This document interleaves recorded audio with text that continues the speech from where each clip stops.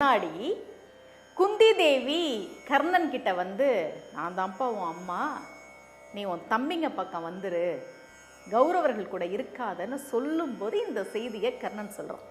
மகாபாரதத்தில் அங்கே தான் அந்த செய்தி சொல்லப்பட்டிருக்கு. ரொம்ப அழகான பாடல். நம்ம சொல்கிறோம் அவங்க அம்மா கிட்ட, இப்படி நடந்துச்சுமா,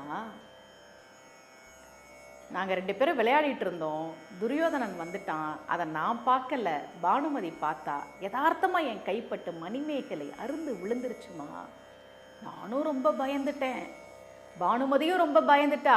ஆனால் என் நண்பன் துரியோதனன் என்ன சொன்னான் தெரியுமா?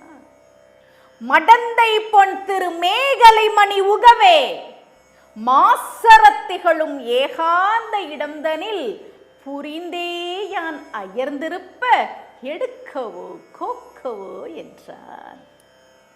மடந்தை பொன் திரு மேகலை மணி உகவே, அவ இடுப்புல